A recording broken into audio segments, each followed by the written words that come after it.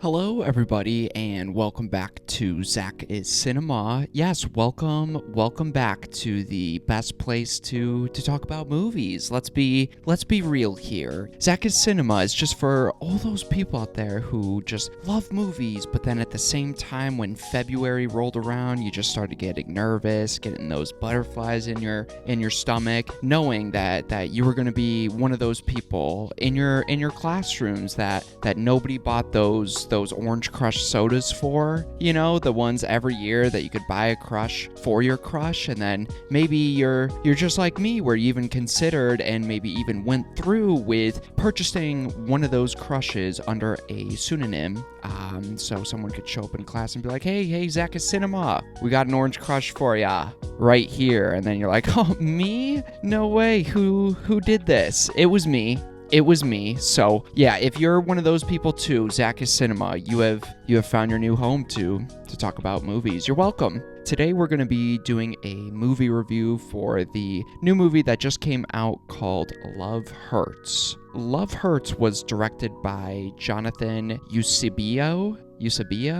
I think that's right. Yeah, I'm gonna go with Eusebio. Love Hurts is starring Hugh Kwan. Again, I think I said that right. I looked it up a couple of times, and I'm pretty sure I got that one right there. So the plot for Love Hurts follows the story of Marvin, a realtor who is pulled back into the life he left behind after his former partner resurfaces. With his crime lord brother also on his tail, he must confront his past and the history he never fully buried. As we hop into this review for the movie Love Hurts, so before going into this movie, I got this movie confused, and I thought I was going to go see that new movie, Novocaine, starring Jack Quaid, that's coming out, I guess, in a couple of months. So I thought that this was the movie that I was going to go see, but I didn't realize that it's actually this movie that I don't think I really heard of until I had bought my ticket. So I didn't really know too much about this movie before going in, other than once I purchased my ticket, I found out it was a rom-com action movie, and I like comedy movies, I love action movies, so I'm like, okay, I'll go through with this, and then I'll see Novocaine once that comes out, I guess. And then before going in, I found out that also that it has Marshawn Lynch in this movie, and as a lifelong Bills fan, that dude was my entire childhood. He was the running back that was giving us hope, even though he was the only good player on our team, and we thought he was going to be our savior. But then he broke my 8-year-old self's heart a little bit when he went to Seattle and then won a Super Bowl. So I guess, you know what? I guess I already know what it's like for love to hurt a little bit. See what I did there? That was good. I wrote that down and practiced that. So yes, let's jump into the positives, or the things that I really enjoyed about this movie, Love Hurts. So first, I really love Hugh Kwan. I really enjoyed him in this movie. I think he brings a lot of energy, lightheartedness, and helps to elevate almost every action scene that he's in. He's a really great actor, and his personality for me is just so likable and enjoyable. Any movie he's in, I automatically find myself just rooting for him and enjoying all the scenes that he's in. It's always nice to have an actor like that, because the movie doesn't really have to waste a lot of time or put a lot of effort into making you care about him or root for him. At least for me, I'm already there before the movie starts, and that's definitely a big aspect of this movie. He's very enjoyable, a lot of fun to watch, and awesome in those action scenes. Speaking of the action scenes, Hugh Kwan, I think I did it better that time. The action in this movie is extremely well made. It's going for that highly stylized John Wick action where it's all very fast-paced, uses those wide-angle lenses with the steady tripod camera shots. So you get to see the entire action set piece. None of it is shaky cam or where it's obvious where you had stunt doubles or or anything like that. And again, the action's not like overly graphic, but I think it definitely earns that R rating. So all the action scenes were extremely enjoyable, highly stylized, and definitely the biggest aspect of this movie that really stood out to me. Staying on the topic of action scenes, I think there are a couple standout action set pieces where they utilize the environment around them and characters have to find those like everyday objects around them. And I always enjoy in action movies, especially action comedy movies, where they throw their character in an environment and he has to utilize what's around him. So you get a lot of cool scenes like that in this movie. For example, there's a really great opening action set piece in an office space where they use office supplies, and then as this cool character that's almost reminiscent of Blade from the Blade movies. He wears a big black trench coat and he has these cool like blades that are hidden in the soles of his feet, and he has these like wrist things where he could just like get a new blade by like swiping his foot and it attaches to his wrists. They utilize that a couple times in the movie and I thought that was a cool little detail. There's also a really enjoyable and somewhat funny scene with Marshawn Lynch in a kitchen where there's a big action set piece and they're using a bunch of kitchen household items on each other. So I thought that was really well done and something that stuck out to me. Speaking of Marshawn Lynch, he's not in the movie too much, but I enjoyed seeing him on screen. His acting's not incredible, but I thought he did a very serviceable job here, and it was really cool seeing him in the movie. I know he's been in a couple movies, but I've never seen him in a movie before, so it was a cool experience seeing that. And then for any HGTV fans, I grew up on that shit. There's a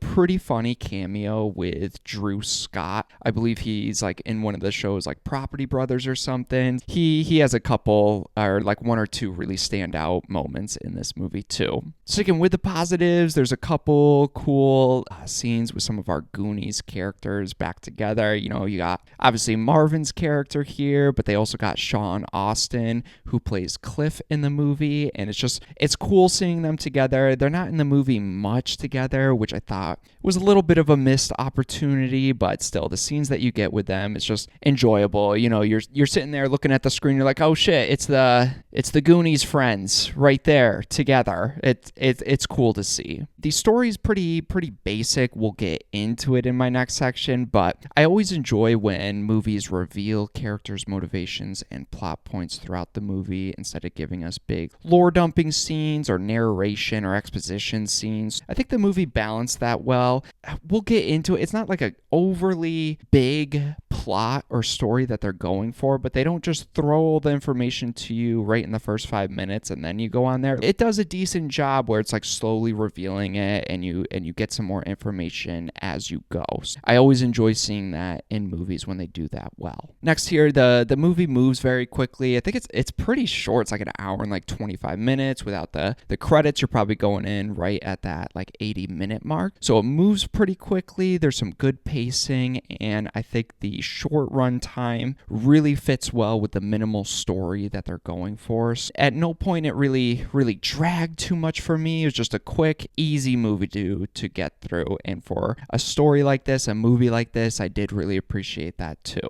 Let's jump into my negatives here, the things that I just didn't enjoy too much about Love Hurts. First, speaking of its story, it's incredibly basic, and unfortunately it's a story you've seen many, many times before. Ki Hugh Kwan, I think I'm getting better here, is a guy with a past that he has left behind, but his past baggage comes up again where he's forced back into the life that he wanted to leave. Like, just saying that, I bet you're already thinking of 1,000 different movies where it uses those same plot points, and unfortunately this movie just didn't bring anything unique, didn't try to elevate that or do anything different with it. It gives you that very basic story, and then that's about it. Like, it is extremely cliche here, so don't go in expecting too much of a decent story. Speaking of the story here, at the same time, even though it's so basic, so simple, I found some aspects just kind of difficult to follow or just overly convoluted to the point where it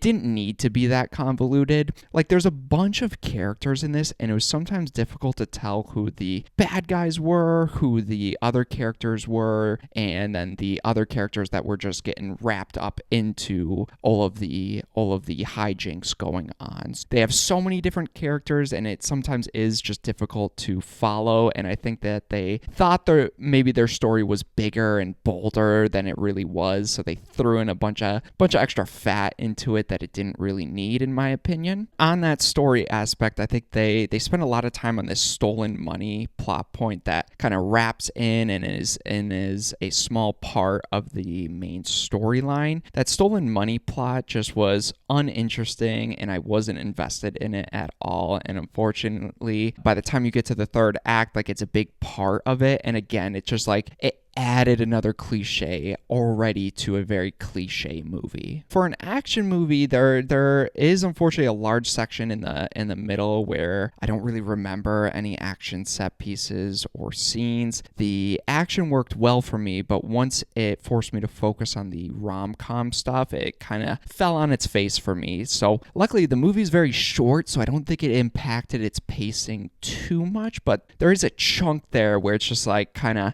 meandering, and I'm like, all right, I'm kind of here for the action here, but let's see what you got with the rom-com stuff, and there's not much there to keep the story going. I really don't think that I laughed once. I mean, with that kitchen scene with Marshawn Lynch, it was fun and enjoyable, and with the Drew Scott cameo, I'm like, oh, that's pretty silly, but like it didn't have me laughing. It's just such a shame with a rom-com, and especially a story like this, because I feel like it'd be a pretty easy story to at least get some consistent jokes in there, but it didn't really give me anything, unfortunately. For example, like, one of the jokes that they try is the main villain drinks boba tea in every single scene that he's in, and every scene he's in, he just comes in with a fresh new full cup of boba, and I'm like, dude, what is this? Is this supposed to like be a character trait for our villain, or is this just supposed to be a running gag, running joke? Either way, it was not interesting, it was not funny, and those are the types of jokes that you're gonna get from Love Hurts. Sticking with our negatives here, there's a love story here that's kind of forgettable. I never really bought into their chemistry or really imagined a world where these two characters would end up together or would want to be together. It seemed very forced, and there's not much there to where you're hoping to see their relationship evolve and come together at the end.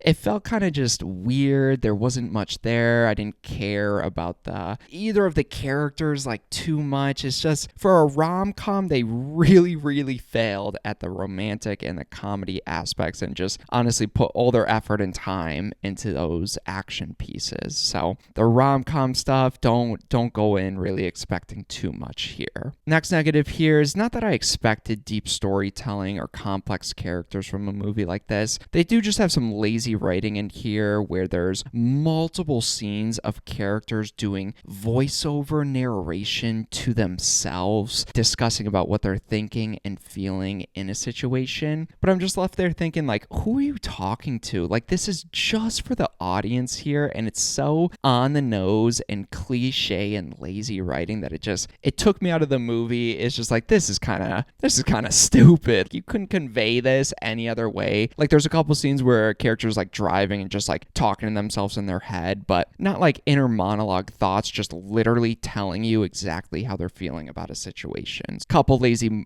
writing moments that you get throughout. Overall, I know I had some specific, harsher negatives maybe, but overall, thinking about this movie, I found this to be a somewhat fun and enjoyable movie that's easy to get through. There's some great action, a main lead with Marvin here that I really, really enjoyed watching. However, this movie does feel like it was made for Netflix and almost mistakenly put into theaters. Like, it's one of those streaming movies that I was just shocked to see get a theatrical theatrical release. There's nothing new here, a lot of cliches, and just a boring, overarching plot that, again, you've seen a million times at least. I think this has like a 15% on Rotten Tomatoes, so I'm kind of surprised with like how harsh the critics have been. It's cliche, it's forgettable, but overall, it's a decent time and very quick to get through. So I feel like if you like simple action movies, I had a decent time with it. I think you'll have a decent time with it, even despite my issues. It's not like I left hating this movie or anything like that. I think it's competently made, especially in those action set pieces, so it's not like a poorly made or lazy movie. Just unfortunately, a large sections of the movies just don't work, but I didn't hate the experience of watching it. For my rating for this movie, I have it as I would never look to own this movie, even if it was available in like a Walmart bin or something.